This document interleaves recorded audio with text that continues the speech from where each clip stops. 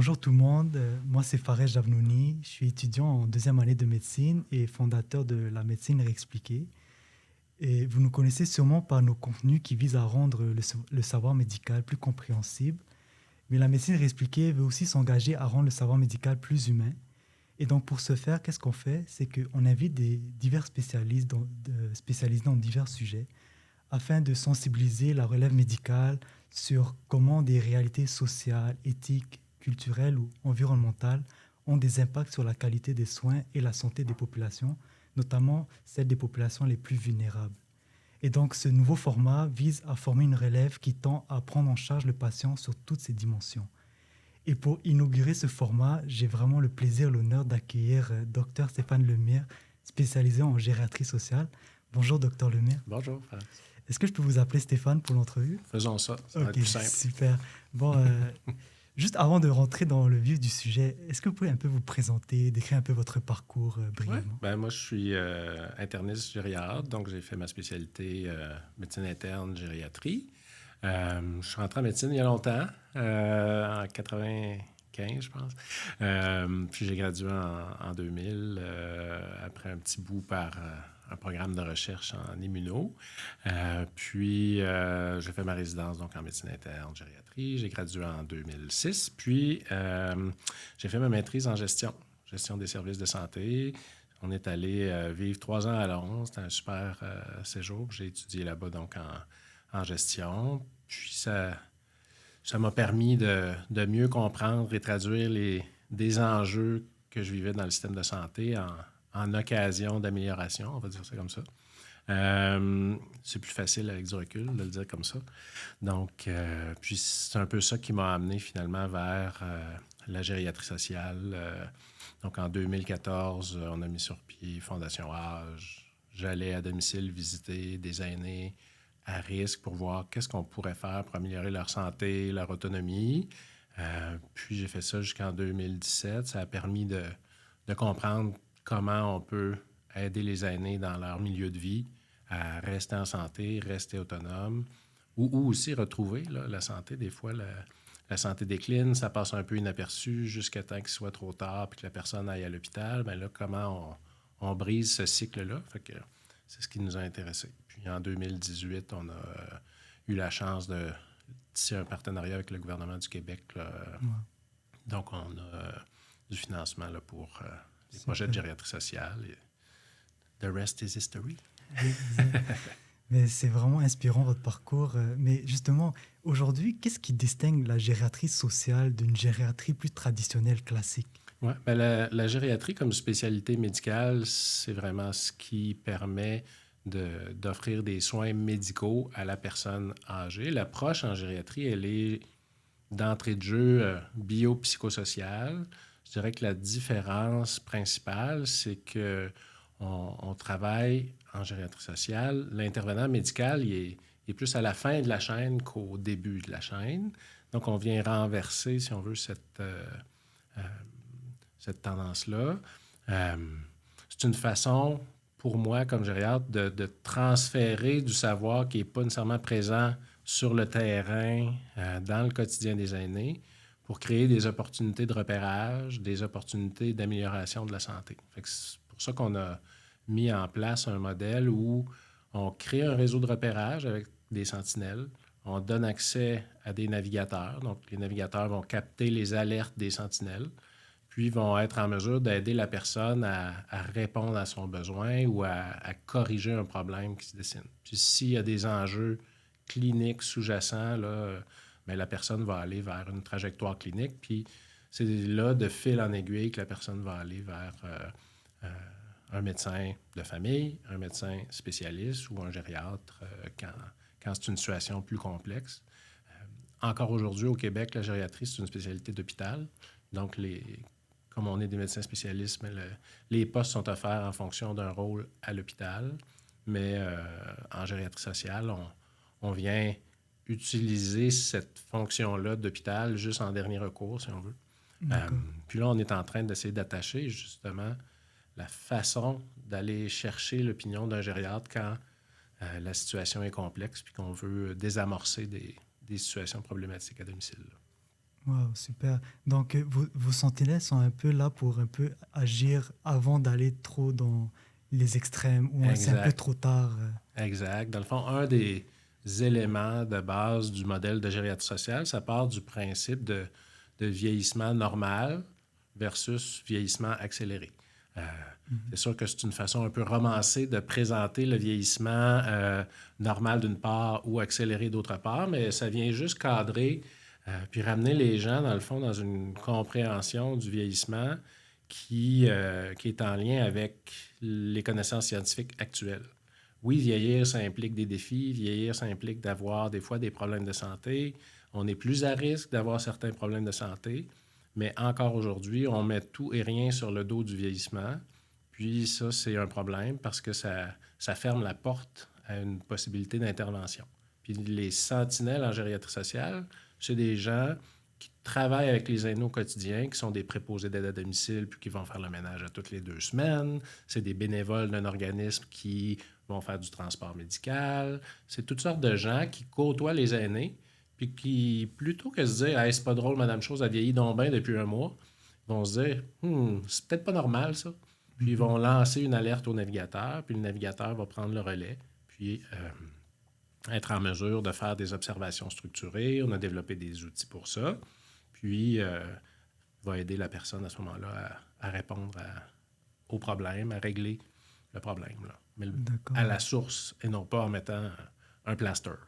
Super. C'est ça qui m'intrigue énormément aussi, c'est que vous proposez des sentinelles qui vont agir en amont, qui vont être là juste pour Exact. s'assurer que on va dire, les effets liés au vieillissement soient corrigés un peu plus facilement avec le contact humain, avec cette approche-là Exact. d'être présent proche de l'aîné. Comme ça Exact. peut éviter des prises en charge inutiles ou une perte de temps au niveau du système de Exactement. santé. Euh, je pense que si on positionne, par exemple, le rôle du gériatre, ça n'enlève rien que le gériatre soit à l'hôpital.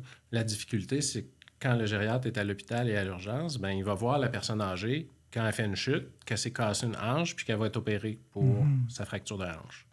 Avec la gériatrie sociale, ce que ça nous permet, c'est de conserver cette capacité-là d'agir quand il y a vraiment quelque chose de grave à l'hôpital, mais d'être là en amont pour voir régler ou éliminer les facteurs qui vont prédisposer à, par exemple, dans le même exemple, une chute. Donc, la personne qui va faire le ménage chez Mme Tremblay à toutes les 2 semaines, ben, elle la connaît. Elle va voir qu'elle est un peu chambranlante. Elle va probablement voir que l'environnement n'est pas adapté, que la salle de bain est un peu hasardeuse, que Madame utilise pas sa marchette, peu importe, ou qu'elle se plaint d'être étourdie. Euh, il y a toutes sortes de petits signaux, on dit des signaux faibles. Ouais. Ces signaux faibles-là, avec la Enfin, structure hospitalière, on les manque toutes, ouais. jusqu'à temps qu'il soit trop tard et que là, le signal soit très clair. Madame est tombée, elle s'est fracturée la hanche. Ça, Donc, le malheureusement. réseau de repérage, c'est une façon de capter tous les signaux faibles qui vont nous dire ah, il y a une opportunité de corriger l'environnement.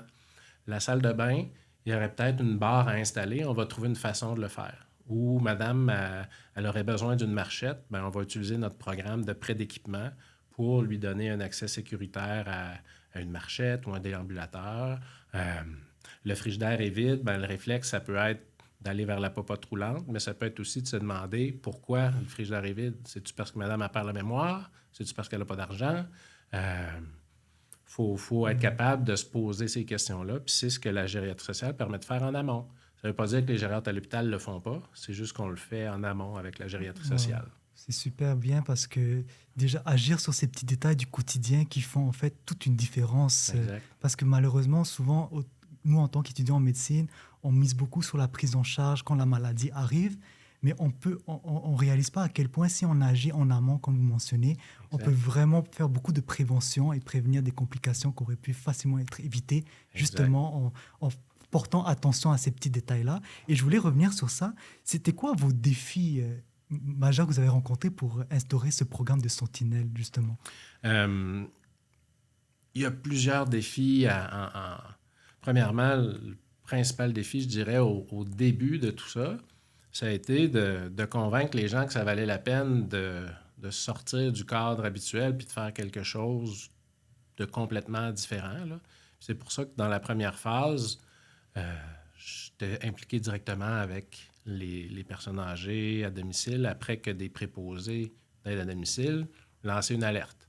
Plutôt que de créer la trajectoire un peu théorique sur papier, je me disais, ben, l'innovation, c'est un défi, mais pour répondre à ce défi-là, ça prend quelqu'un qui teste des choses, qui expérimente sur le terrain, là, puis qui voit qu'est-ce qu'on pourrait faire.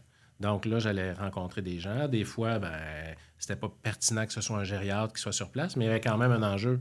Donc, tout ce savoir-là qu'on a créé pendant les 3 premières années, bien, ça nous a permis d'arriver avec le modèle par la suite.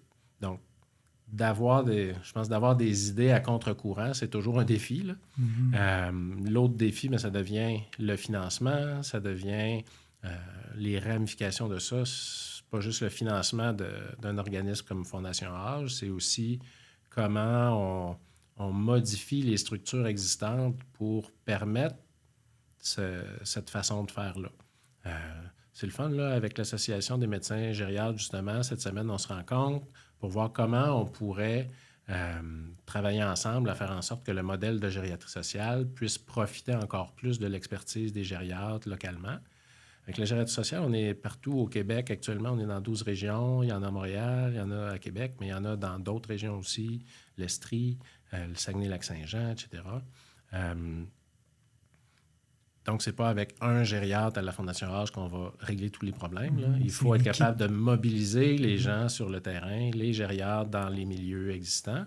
Mais il ne manque vraiment pas d'ouvrage actuellement. Donc, il ne faut pas leur arriver avec une nouvelle façon de faire les choses qui fait juste rajouter du travail sans les aider avec le reste. Mais je pense qu'à moyen terme, ce défi-là là, de capacité, on est capable d'y répondre parce qu'on va prévenir des visites à l'urgence, on va prévenir des hospitalisations, puis on va faire en sorte de réallouer finalement du temps clinique vers des situations qui nécessitent absolument l'hôpital, vers des situations qui peuvent être désamorcées. Puis on en a à tous les jours, là, des situations qui sont désamorcées maintenant avec les projets, là. Wow, super. Ben, justement, j'aimerais rebondir sur ça.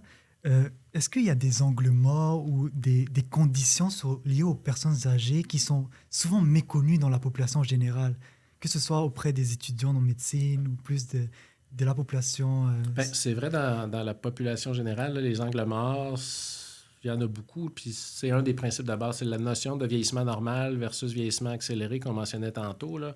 Les gens mélangent ça. Oui, en vieillissant, on est plus à risque d'avoir des maladies associées, des maladies chroniques comme la haute pression, la maladie pulmonaire, parce que les facteurs de risque s'accumulent au fil du temps, puis en vieillissant, ben, on est plus à risque. Mais ces angles morts-là, il faut aider les gens à les reconnaître, là, à comprendre que vieillir normalement, ça ne veut pas dire tout perdre Exact. rapidement. Il faut toujours se poser la question. Puis il faut distinguer la maladie du vieillissement. Il faut distinguer. Vieillir, c'est pas une maladie, là. Mais quand on a plein de maladies en vieillissant, on se dit, ah ben c'est pas drôle de vieillir. Maintenant, comment on fait pour prévenir des problèmes? Comment on fait pour réduire l'impact des problèmes qui existent déjà? C'est vraiment ça l'idée de la gériatrie sociale. Puis c'est une façon pour nous de combattre les angles morts, là, à plus large échelle. Ces angles morts-là sont présents chez la population générale, les aînés eux-mêmes, leurs proches, leurs familles, mais même chez les soignants. Tout le monde n'a pas la même compréhension du vieillissement. Puis c'est normal, là, la formation sur le vieillissement est quand même limitée en général, encore aujourd'hui, dans les facultés. Puis l'orthopédiste ou le gastro-entérologue, ben, son intérêt, il n'est pas dans le vieillissement en tant que tel, il est dans la fracture de tel ou tel os, ou bien il est dans faire tel ou tel examen endoscopique. Donc, le vieillissement, c'est une préoccupation secondaire. De plus en plus, les gens sont alertes face à ces réalités-là, mais il y a beaucoup de chemin à faire encore dans la population générale, puis encore aussi même chez les soignants, là, chez Exactement. les professionnels. Tout à fait. Donc, pour suivre un peu ces propos-là, comment est-ce que les étudiants en médecine ou qui sont en fait les futurs professionnels de la santé, comment ils peuvent améliorer la prise en charge dès maintenant dans leur formation? Bien, je pense que de s'intéresser au vieillissement, comme phénomène normal, là. Tous les médecins aujourd'hui, qui s'en aillent en gériatrie ou pas, vont avoir dans leur clientèle 30, 40, 50 de personnes âgées. Là. Quand tu es à l'hôpital, 50 et plus des jours présents, c'est des personnes âgées.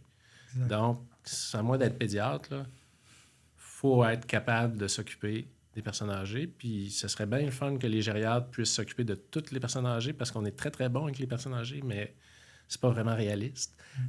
Donc, comment on aide les jeunes générations à développer cette compétence-là? Je pense que c'est par des événements comme aujourd'hui, là, qui donnent le goût aux gens de voir que le vieillissement, c'est pas juste la décrépitude, puis c'est pas juste un déclin inévitable. Il y a beaucoup de choses qu'on peut faire. Tout à fait. C'est ça, justement. Il y a un préjugé qui dit que le vieillissement égale maladie, mais pas forcément. Le vieillissement est normal. Il faut l'accepter et il faut savoir qu'il y a de l'accompagnement qui peut se faire à ce niveau-là pour limiter des événements indésirables qui auraient pu être évités simplement par une présence sociale. Mettons, par exemple, je vais aller visiter ma voisine qui est âgée pour voir est-ce qu'elle a besoin de quelque chose. Exact. Ces petits gestes-là du quotidien, est-ce que vous pensez qu'il y a quelque chose qui est en train un phénomène qui est lié à ça, qui est en train de se faire? Bien, c'est ce qu'on souhaite. C'est là-dessus qu'on travaille beaucoup. Tu sais, le rôle de sentinelle, pour nous, il devrait être présent dans toutes les communautés. Là, dans un voisinage, les gens devraient comprendre c'est quoi vieillir, qu'est-ce qui est normal, qu'est-ce qui ne l'est pas. Puis être capable de dire à notre Madame Tremblay, qui est à risque de chute, là, ben, savez-vous, c'est peut-être pas normal. Aimeriez-vous qu'on regarde si vous auriez besoin, je dis n'importe quoi, là, mais pour votre salle de bain, aimeriez-vous qu'on installe une barre? Puis là, on va l'installer comme il faut, mais ça peut être une façon d'amener la discussion où mangez-vous bien, aimeriez-vous ça que je vous fasse un petit quelque chose? Ou j'ai fait c'est le temps des pommes, j'ai fait de la croustade de pommes, en voulez-vous? Mais rétablir les liens sociaux, l'aspect de communauté qui se perd là, avec le temps, je pense que ça fait partie de ce qu'on souhaite faire avec la gériatrie sociale. Puis c'est un déterminant important de la santé, là, ce lien social-là. En même temps, le lien social, c'est une condition favorable à un vieillissement en santé, mais en même temps, ce n'est pas la seule. Donc, il faut être capable d'agir sur les autres éléments, être capable de voir les embûches potentielles. Qu'est-ce qui fait qu'une personne va avoir de la haute pression puis qu'une autre n'en aura pas? Bien, on peut travailler sur les facteurs prédisposants. On peut travailler en prévention. On peut travailler une fois qu'un diagnostic est posé aussi, puis se donner les moyens. Puis ça, c'est la partie qu'on a moins travaillé. On a travaillé beaucoup sur comment on parle de la sentinelle qui fait un repérage vers le navigateur, vers l'infirmière, vers le médecin. Mais le chemin inverse, on l'a moins travaillé, un peu parce que c'est moins à notre portée. Mais maintenant qu'on a créé la mécanique ascendante, là, on est capable de créer la mécanique descendante. Fait que le médecin, du jour au lendemain, il ne va pas se mettre à aller faire des visites sociales pour placoter. Mais le médecin pourrait être en mesure d'être une sentinelle en quelque part. Okay, wow. Être capable de dire... Ah, ben Madame une telle, là, Madame Tremblay est à risque de chute. Ça ne me sert à rien d'envoyer l'ergothérapeute maintenant parce qu'il y a 18 affaires à faire avant d'impliquer l'ergo qui ne sont pas faites. Donc, vers qui je me tourne comme médecin pour réaliser ça? Bien, ça peut être de se tourner vers une équipe de gériatrie sociale qui va prendre le relais. L'alerte est sonnée. La sentinelle médecin puis le sentinelle préposé, ils ont chacun leur façon de transmettre l'alerte ou de comprendre l'alerte. Mais le navigateur, son rôle, c'est d'aller à la maison, sur le terrain, voir la personne, puis essayer de décortiquer des observations de manière structurée pour amener des solutions. Fait que si on voit que madame est sur le bord de la dépression parce qu'elle ne sort plus de chez elle parce qu'elle a peur de tomber, bien, la solution, c'est-tu de lui donner un antidépresseur ou c'est d'essayer de voir pourquoi elle a peur de tomber? Puis là, on se rend compte qu'elle n'ose plus trop se déplacer parce qu'elle a peur de tomber, parce que son aimée est morte à l'hôpital après avoir tombé, bien, réglons ça. Donc, on peut peut-être lui donner accès à un déambulateur, voir si elle reprend un peu confiance, corriger certains autres facteurs. On parlait de l'hypertension tantôt. Les médecins, on est rendu bon là, dans la haute pression. Un peu trop bon. Dans le sens où les gens qui sont traités pour haute pression, bien, on veut atteindre les cibles pour prévenir des événements indésirables, pour prévenir des événements cardiovasculaires, prévenir des AVC, etc. Mais là, on est rendu qu'on voit des gens qui se cassent des bras parce que leur pression est trop Ouais, est trop basse. Ça arrive quand même souvent. Fait que comment on prévient ça? Il faut être alerte dans notre formation en médecine. Il faut comme avoir l'oreille attentive à l'âge d'une personne, puis aux complications possibles des traitements aussi. Euh, tout à fait, oui. Mais justement, j'ai aimé le fait que vous avez mentionné qu'il y a une relation bidirectionnelle entre le gériatre et les sentinelles, avec un intermédiaire, on va dire le navigateur, qui va mhm, permettre au gériatre d'avoir une meilleure prise en charge qui tient en compte cette dimension sociale, exact. qui plus traditionnellement les gériatres étaient plus focalisés sur un traitement et un congé à la maison, mais il n'y avait pas un suivi qui se faisait derrière tout ça.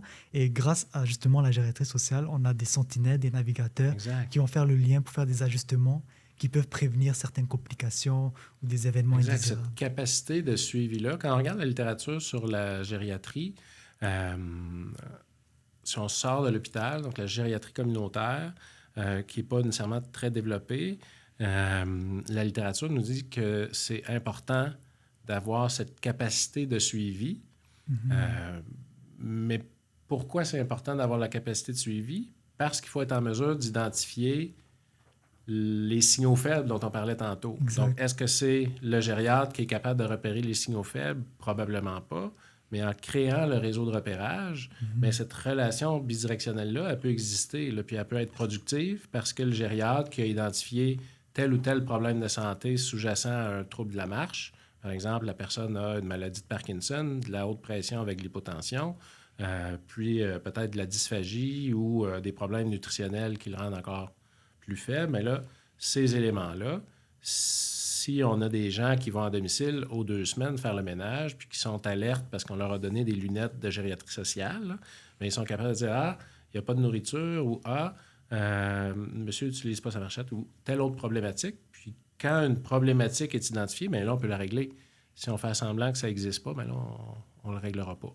Puis si on attend la prochaine visite qui est dans 6 mois pour agir, bien, il va être trop tard. Fait que Ouais. trouvons identifions le problème quand il survient, corrigeons-le le plus rapidement possible.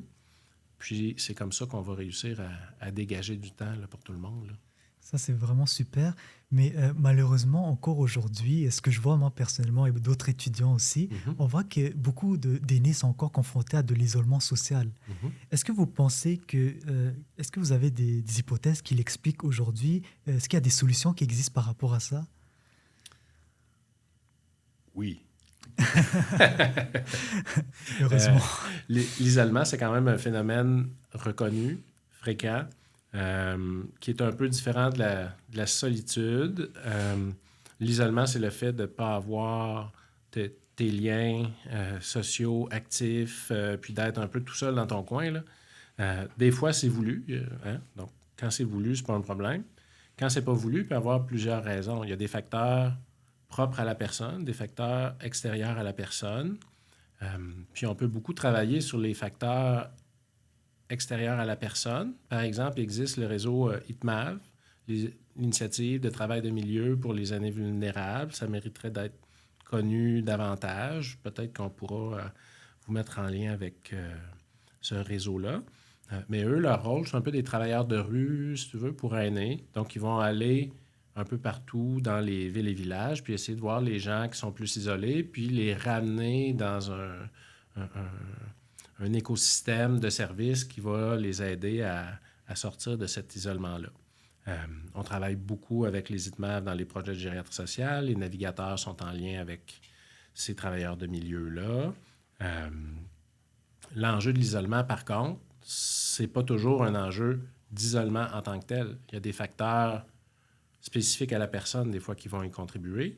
Quand la personne choisit d'être seule à cause de sa structure de personnalité ou peu importe, ben, c'est pas à nous de la changer nécessairement, puis c'est pas nécessairement un prédicteur d'aussi mauvais pronostic. Là. Mhm. Mais si la personne est isolée parce qu'elle a de l'incontinence urinaire, c'est pas en envoyant quelqu'un et dire vous êtes isolé, on va vous rattacher à un service qu'elle va avoir le goût Mhm. d'aller faire ses activités. Quand tu as de l'incontinence urinaire, puis que tu as peur de t'échapper partout ou que tu as peur Mhm. de sentir mauvais, ben il faut régler le problème. Puis Exact. encore, c'est un autre bel exemple de problème qu'on assume lié au vieillissement, mais qui n'est Mhm. pas toujours causé par le vieillissement en tant que tel. Oui, il y a des changements physiologiques qui viennent avec le vieillissement. Mais le principal facteur de risque chez la femme, entre autres, c'est les accouchements répétés avec une faiblesse du plancher pelvien, puis ça se corrige par des exercices. Exactement. Mais c'est vraiment très pertinent parce que nous, dans notre formation actuellement, on apprend par exemple l'incontinence urinaire, les facteurs de risque, etc. On nous parle des traitements, mais on ne nous dit pas derrière ça, ça peut causer un isolement social par exemple. Ça peut causer des perturbations dans le quotidien d'un patient.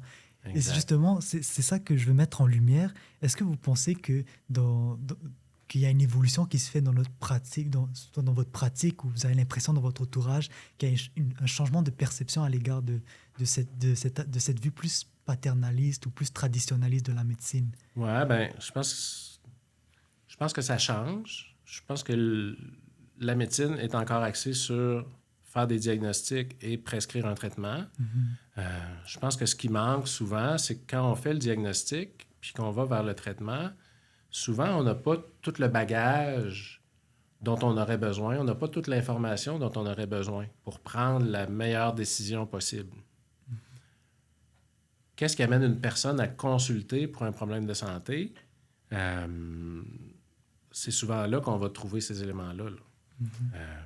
La personne qui ne sort plus parce qu'elle a une incontinence urinaire, si on revient sur le même exemple, bien, la personne ne va pas nécessairement se présenter en disant « j'ai de l'incontinence urinaire », ne va pas se présenter en disant « je sors plus au bingo à toutes les semaines voir mes amis parce que ça me gêne ». Elle ne va pas le dire ça. Puis des fois, si on ne pose pas la question, ça ne ressortira pas. Exact. Mais probablement que la personne qu'on voit dans notre bureau pour un problème, elle a déjà vu la préposée d'aide à domicile à toutes les 2 semaines depuis au moins 6 mois, qui a noté qu'il y avait une odeur, mais qu'il n'y avait pas de débouché pour régler ce problème-là. Puis c'est là qu'on vient activer la cascade, on disait tantôt bidirectionnelle, mais là, on va dire la cascade ascendante, de la sentinelle vers le médecin. Puis on est en train de construire ce système-là d'information, c'est-à-dire que la sentinelle qui identifie qu'il y a un problème, par exemple, d'incontinence. Ça sent l'urine quand je vais chez Madame Chose, c'était pas comme ça avant.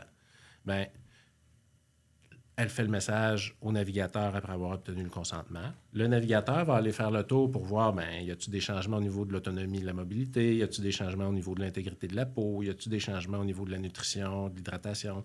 Faire le tour d'un paquet de facteurs, puis essayer de colliger cette information-là dans un petit paquet cadeau là, qui va pouvoir aller après ça à l'infirmière. L'infirmière va faire ce que son rôle d'infirmière lui permet de faire. Aller préciser des éléments d'évaluation, peut-être même mettre en place des stratégies pour corriger le problème. Puis si ça ne fonctionne pas, bien, on peut continuer de monter là, on dit monter, là, mais il n'y a pas vraiment de hiérarchie dans ce sens-là. Là. C'est plus transversal, là, en tout cas. Oui, je comprends. Mais, tu sais, puis quand on arrive au médecin, bien, on a la sentinelle qui a qui a fait le repérage initial, mais le navigateur qui a ajouté de l'information, l'infirmière qui en a ajouté, puis une espèce d'intégration de cette information-là qui va venir permettre au médecin de faire un meilleur diagnostic, de venir agir sur tous les autres facteurs qui ne sont pas médicamenteux ou médicaux directement. Puis, pas nécessairement le faire lui-même, mais avoir une capacité d'action très locale autour de la personne, en proximité. Fait que ça, c'est le volet qui reste à travailler peut-être plus là, avec l'approche de gériatrie sociale, mais ça fait partie de la vision plus large. Là. Mais super, c'est une vision incroyable pour ma part, mais aussi pour plusieurs étudiants. C'est une vision qu'on sent même quand on s'informe sur le sujet, on sent qu'il y a une volonté de transformation et on est vraiment content de voir des leaders dans ce domaine-là qui veulent faire changer les choses pour nos personnes âgées. Et justement, j'aimerais parler d'un phénomène que je vois souvent médiatisé, surtout récemment, c'est la dénutrition chez les personnes âgées. Est-ce que les sentinelles, la gériatrie sociale, est-ce qu'il y a quelque chose que vous pouvez faire par rapport à ça?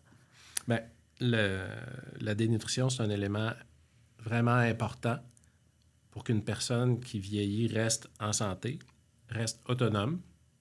Ça ne commence pas à 99 ans. Là. La nutrition, ça commence tôt dans la vie. Il faut prendre de bonnes habitudes tôt.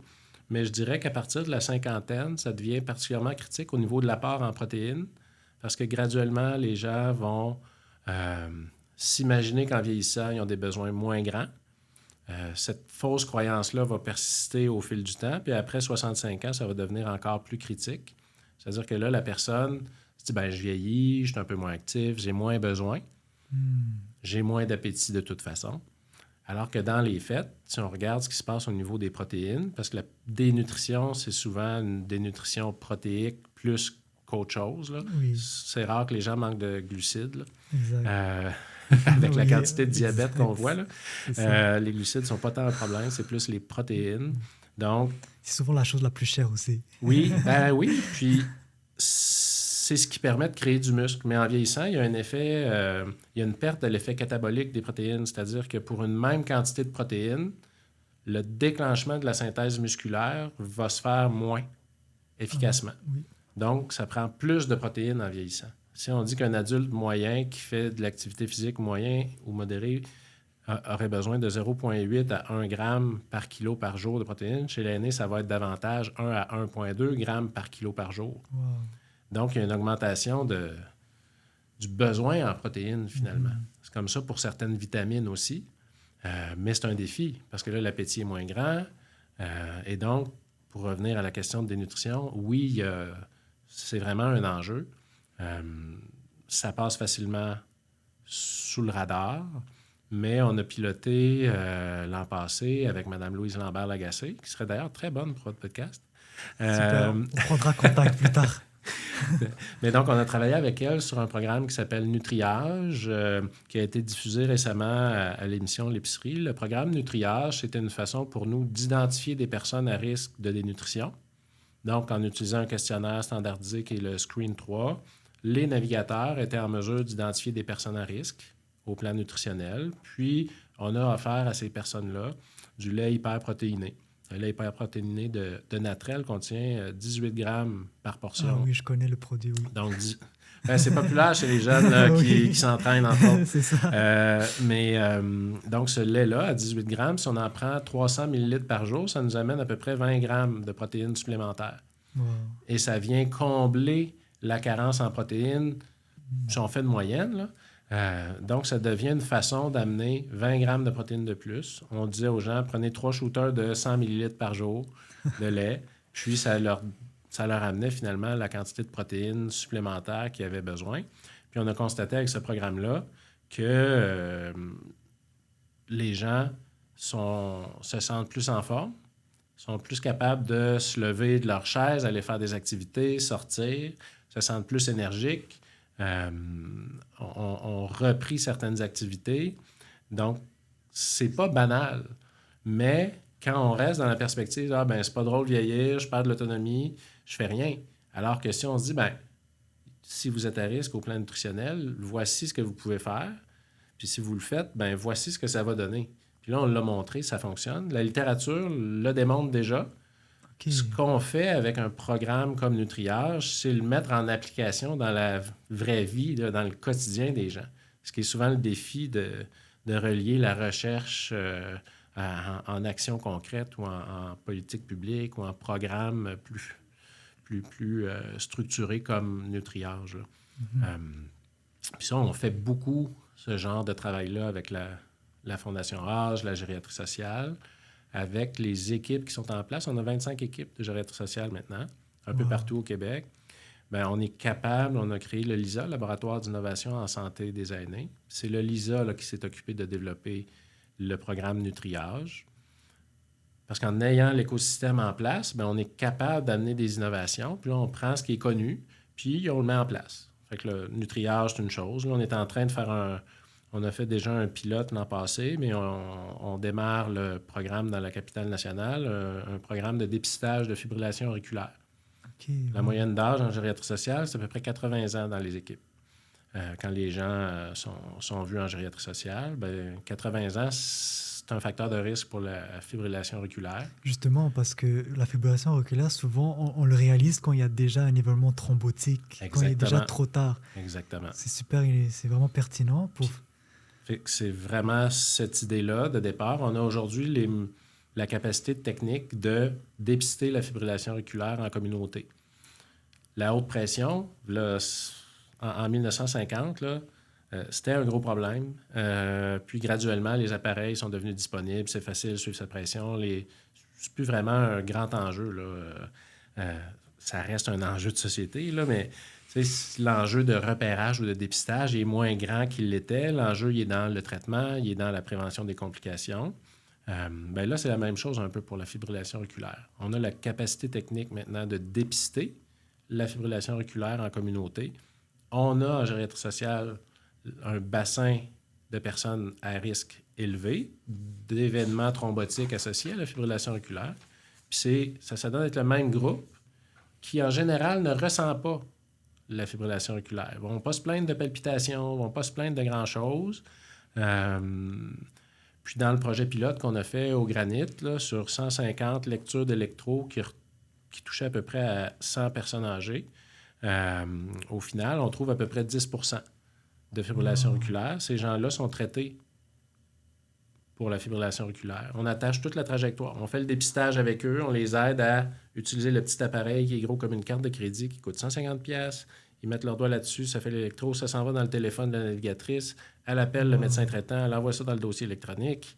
OK, donc il y a vraiment une place centrale de la technologie en gériatrie sociale. Il y a une place centrale de tous les moyens nécessaires à améliorer la santé et l'autonomie des aînés. C'est ça notre mission.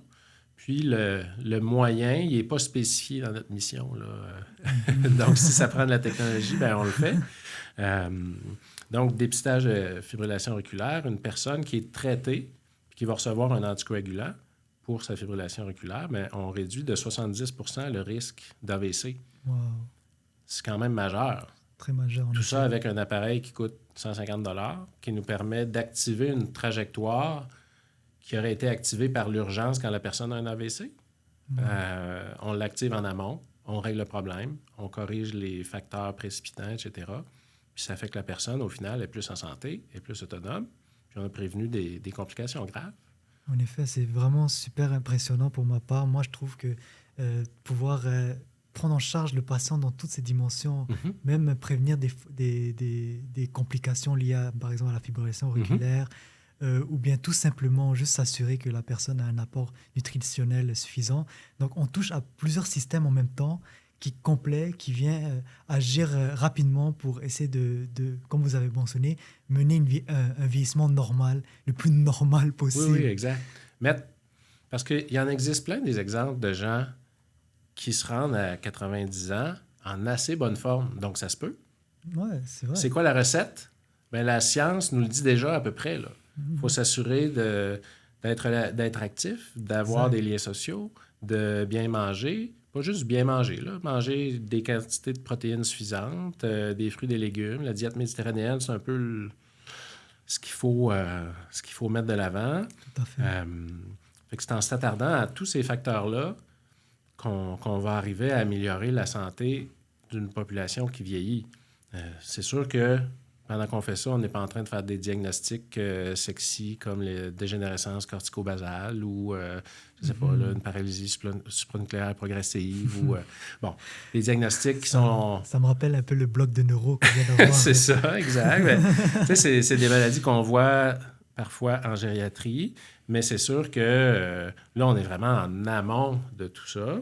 Puis, on ne préviendra pas toutes ces conséquences-là nécessairement, mais si on ne met pas de l'avant tous les facteurs qui vont permettre de rester en santé en vieillissant, on n'y arrivera pas, là. La capacité de prise en charge des gens malades, elle n'augmente pas tellement rapidement, là. Donc, voilà. Super. Mais j'aimerais aussi parler d'un autre aspect parce que beaucoup de notre entourage savaient être des proches aidants. Et souvent, c'est pas facile. Il y a beaucoup de choses à gérer. Souvent, ils ont leur vie personnelle à gérer, en plus celui de leurs aînés, de leurs proches aînés.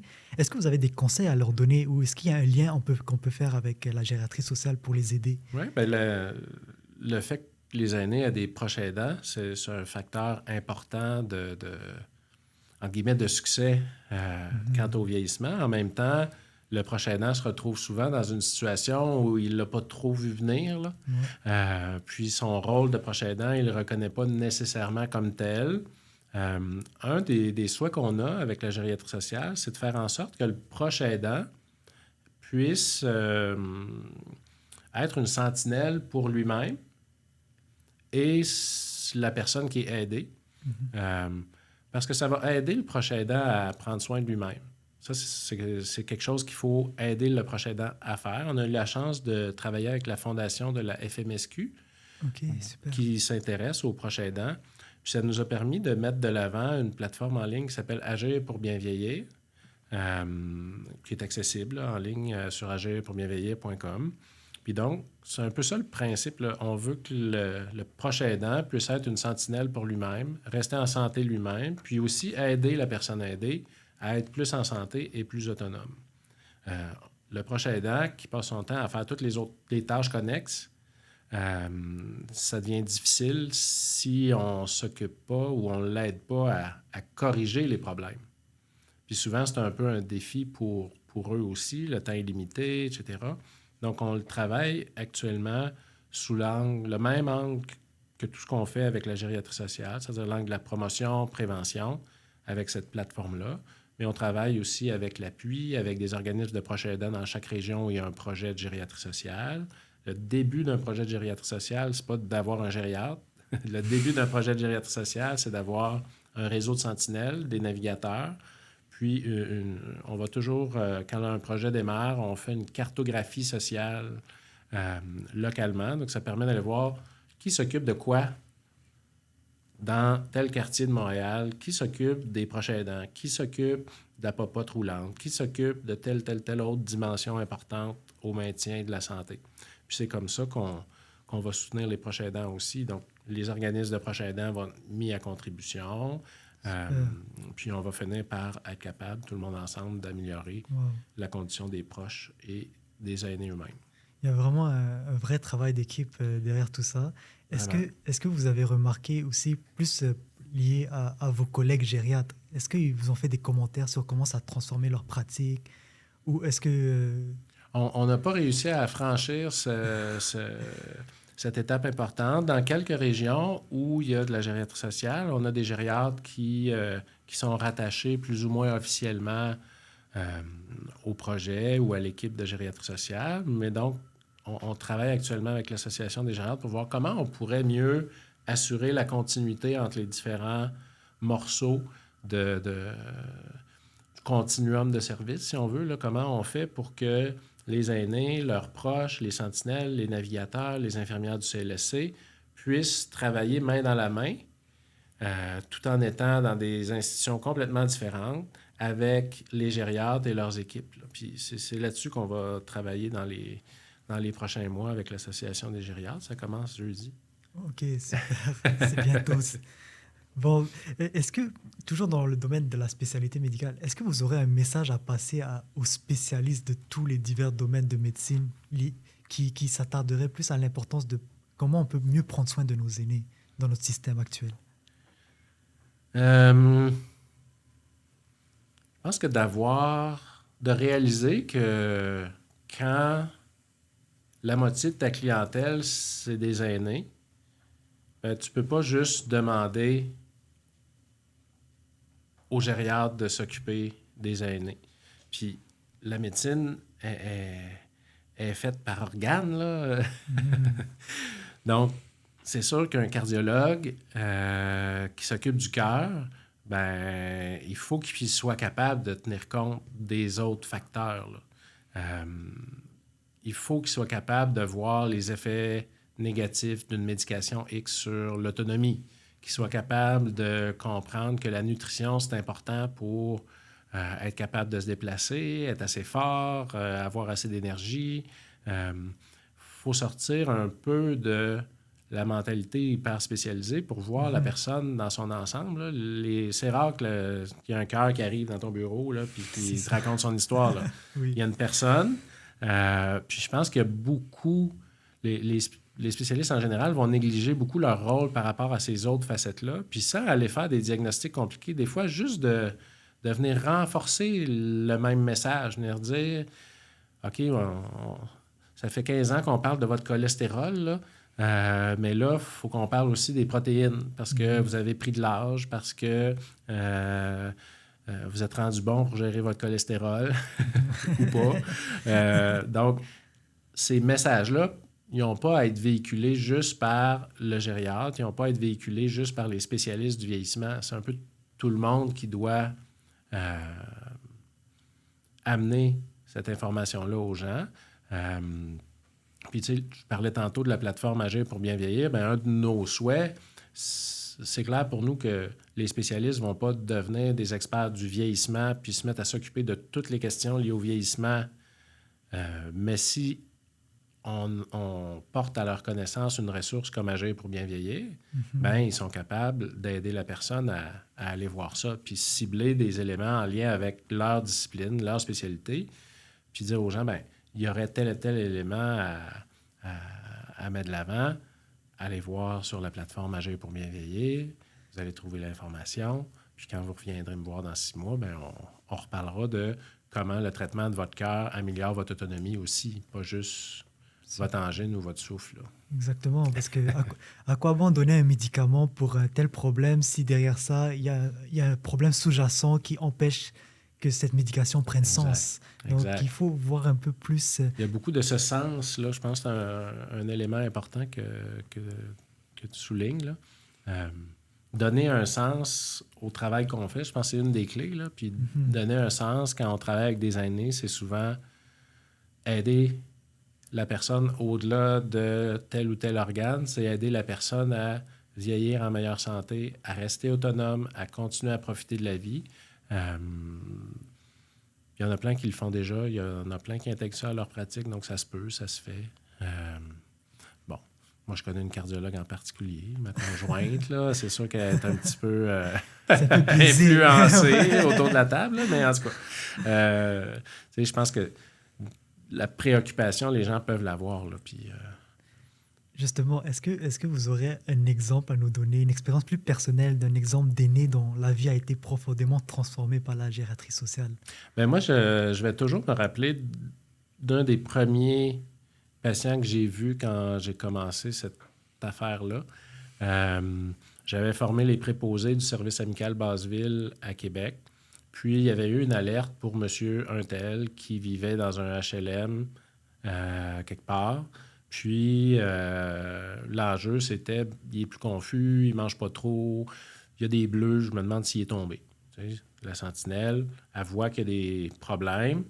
Plutôt que de faire semblant que ce n'est pas là, bien là, elle vient vers le navigateur, navigatrice. Là, il n'y en avait pas à l'époque. Là, c'était moi qui captais les messages. Mais je suis allé voir ce monsieur-là. Puis finalement, de fil en aiguille, en allant l'évaluer chez lui, en voyant comment il se comportait dans son domicile, en parlant avec son médecin de famille, en parlant avec son spécialiste à l'hôpital, en parlant avec son pharmacien, on se rend compte qu'il y a des problèmes de dos, il y a des opiacés, il est intoxiqué avec les opiacés, il y a un problème de haute pression avec un problème de dissection aortique, je pense qu'il y a eu dans le passé. Fait que là, sa pression est très bien contrôlée, mais là, en vieillissant, il y a de la misère à se tenir debout, tellement sa pression baisse quand il se lève.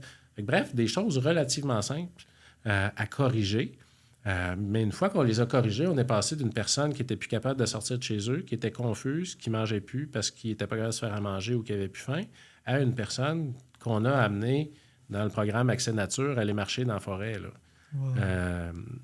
Fait que je pense que ça m'a marqué dans la pratique de gériatrie sociale. Puis c'est vraiment un bel exemple de comment, en étant dans le quotidien des aînés d'une part, mais en utilisant un réseau de repérage élargi, comment on réussit à capter des signaux faibles. Tu sais, le devenir de ce monsieur-là, là, c'était d'attendre 6 mois, puis on l'aurait retrouvé à l'hôpital, tout mêlé, la jambe cassée, puis il n'aurait jamais retourné marcher dans le bois. Là. Alors que là, on a freiné son vieillissement.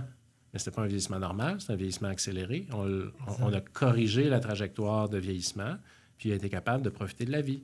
C'est un beau témoignage, ça me touche profondément. Et pour une autre, aussi dans cet aspect un peu plus, dans votre vision globale du domaine, comment vous voyez la gériatrie sociale dans, mettons, les 10-15 prochaines années? Ça me mène tard, ça, Kevin. Ou bien plutôt. Je pense que la gériatrie sociale, pour moi, en ce moment, il y a 25 équipes au Québec. Ça prend des équipes dans toutes les régions du Québec. En ce moment, il y a des équipes dans 12 régions. Je pense que l'équipe de gériatrie sociale, avec ce noyau-là de base où il y a un réseau de repérage avec des sentinelles, le navigateur, le lien avec les CLSC pour les infirmières, ce noyau-là, il faut qu'il soit présent dans toutes les communautés partout au Québec. Ça veut dire que ça prend plus d'une centaine d'équipes. Puis si on remonte au niveau des RLS, des réseaux locaux de services, qui sont un peu la base organisationnelle du réseau de la santé, puis les CLSC, bien, il y en a 200 quelques. Fait que, au fond, ça nous prend des équipes de gériatrie sociale dans toutes ces petites unités-là. On ne veut pas créer des grosses affaires centralisées, on veut créer des petites équipes décentralisées qui sont agiles, qui sont capables de réagir, qui sont capables d'aider Madame une telle avec un problème qu'on n'a pas vu avant, mais qu'on serait capable de défaire. Donc, c'est d'avoir cette présence-là partout, parce que c'est cette présence-là de base qui nous permet de mobiliser le LISA, le Laboratoire d'innovation en santé des aînés. C'est ces innovations-là qui viennent du terrain puis qu'on amène aussi, pas nécessairement du terrain, mais qui vient de la littérature scientifique, qui vient de tout ce qu'on sait qui est bon pour le vieillissement en santé. Bien, le LISA est capable de faire beaucoup en termes d'innovation s'il y a des équipes de gériatrie sociale en place. Puis plus il y a d'équipes de gériatrie sociale, bien, plus on peut faire d'innovations différentes, les modéliser, les mettre à l'échelle, etc. Donc ça, c'est vraiment important. Agir pour bien vieillir, un peu la même chose. Dans la séquence, il y a eu la gériatrie sociale, après il y a eu le LISA. S'il y avait eu le LISA, ben, la gériatrie sociale aurait pu se développer à partir du LISA, mais là, l'œuf ou la poule. Puis agir pour bien vieillir, mais il arrive après tout ça, mais au fond, c'est une innovation qu'on a développée pour répondre à des enjeux qu'on voyait, c'est-à-dire l'enjeu de littératie en santé, notamment chez les proches aidants, les aînés. Donc, on a voulu créer cette plateforme-là pour être un peu en amont de la gériatrie sociale. Fait que là, tu peux être une sentinelle pour toi-même ou ton proche aidant. Et si tu ne réponds pas à tes questions en allant visiter la plateforme, bien là, on n'est pas rendu, mais on va pouvoir te mettre en lien directement avec l'équipe de gériatrie sociale de ton secteur. Le navigateur va pouvoir prendre le relais, parce que c'est un peu comme une alerte, dans le fond. Tu cherches de l'aide, tu ne l'as pas trouvé, c'est une alerte. Le navigateur va aider à faire les observations, décortiquer le problème, donner de l'aide immédiatement ou activer des trajectoires communautaires, psychosociales, cliniques, selon les besoins. Mais tant qu'on va essayer de garder tout ça dans le réseau de la santé, on n'y arrivera pas. Ça se peut pas. Mais c'est comme moi, je suis fasciné par cette approche-là de pas trop centraliser les choses, de donner une part d'autonomie à toutes les équipes pour une meilleure gestion plus globale. Exact. Parce que souvent dans des systèmes en général, quand c'est trop centralisé, c'est trop hiérarchisé, des fois, on n'arrive pas vraiment à atteindre nos objectifs. Ouais. Donc, je pense que cette approche-là est innovateur et ça peut inspirer beaucoup d'autres projets similaires. Et aussi, je voulais aussi vous demander, est-ce que si maintenant dans notre communauté à nous, on a des gens qui seraient intéressés pour être un sentinelle, c'est quoi la procédure liée à ça? Bien, pour être sentinelle, il y a plusieurs canaux qu'on peut envisager. Quand il y a un projet de gériatrie sociale qui se met en place ou une équipe de gériatrie sociale qui se met en place, il va y avoir la création du réseau de sentinelles, fait que des formations par ce mécanisme-là. Mais si on va sur la plateforme, sur le site de la Fondation Âge, gériatriesociale.org, il y a une section événements. Puis 2 fois par mois au moins, on donne la formation Sentinelle. C'est une formation qui est gratuite. Le défi à l'heure actuelle, c'est que si on fait la formation Sentinelle, puis qu'il n'y a pas d'équipe de gériatrie sociale, il n'y a comme pas trop de débouchés à nos nouvelles connaissances. Mais on travaille là-dessus aussi à faire en sorte que quand on aurait une alerte, ben, qu'on puisse l'acheminer. Mais donc, la formation est gratuite, elle est disponible en ligne, soit sur gériatriesociale.org ou sur Facebook, là, sur la page du gériatre social. Après la rencontre, vous pourrez nous envoyer les liens, on va mettre tout ça en description. Parfait. Pour aider les gens qui sont intéressés par cette belle initiative. Et pour finir l'entrevue, est-ce que vous aurez un dernier message que vous voulez transmettre aux étudiants en médecine aujourd'hui pour leur pratique future? Le réseau de la santé, ses défis. sais, puis moi, le premier, j'ai souvent eu de la misère avec le réseau de la santé, mais je pense que en termes d'organisation de service, fait bien son gros possible, le réseau de la santé. Je pense qu'il faut jamais... Ce qui me raccroche tout le temps à la profession, c'est cette idée qu'on aide des gens au quotidien, là. Puis ça, il ne faut pas le perdre de vue. Ça nous motive beaucoup quand on commence. Des fois, ça devient plus difficile. Vous n'avez pas encore vécu de réforme. Là. Moi, je pense que j'ai eu 5 ou 6 réformes à mon actif. Là. À chaque réforme, c'est tout un peu le bordel. Puis là, il y a les négociations. Bon, je pense qu'il faut s'enlever ça de la tête, là, puis garder à l'esprit que ce qui compte, dans le fond, c'est notre patient, c'est le proche aidant avec l'aîné. C'est ça qui est le moteur, dans le fond, de ce qu'on fait. Puis c'est comme ça que la gériatrie sociale est née, finalement. Là. C'est cette vision-là d'impliquer tout le monde, en fait, tout l'entourage, autant les médecins que les proches aidants, qu'eux aussi, malgré qu'ils n'ont pas l'expertise médicale en termes biomédical, mais ils ont cette expertise du terrain, Ouais. cette expertise de la maladie que souvent est sous-estimée par la vision médicale plus traditionnelle. Exact. C'est un savoir expérientiel qui est extrêmement important. Puis, tu sais, dans le fond, une formation comme la formation Sentinelle ou la formation des navigateurs, ben, c'est une façon de prendre ce savoir-là expérientiel puis d'y donner un sens, mais aussi de l'amener vers les professionnels en le traduisant, si on veut. On a développé toutes sortes d'outils là, à la Fondation Âge, puis on utilise beaucoup le cadre Aîné AD+, qui est un peu notre traducteur universel, là. C'est-à-dire que de la sentinelle jusqu'au gériatre, c'est le même cadre, là. Mais chacun va puiser dans ce cadre-là, puis va chercher l'information dont il a besoin pour aider la personne. C'est sûr que l'infirmière et la sentinelle ne vont pas aller autant en détail, mais chacun va s'attarder aux mêmes dimensions, là. L'autonomie, la mobilité, l'intégrité de la peau, la nutrition, l'hydratation, l'état cognitif, l'élimination, le sommeil, etc. Ouais, mais Bref, une panoplie d'outils qu'on c'est pourra vraiment référencer. très inspirant. Ben, on va donner accès à tous vos liens que nous partagerez aux étudiants et à notre communauté s'ils veulent plus en apprendre davantage.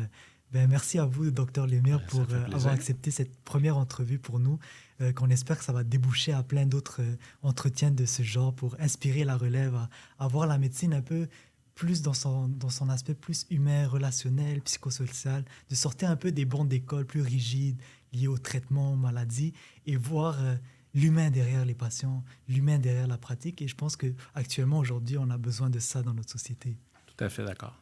Merci beaucoup. Merci.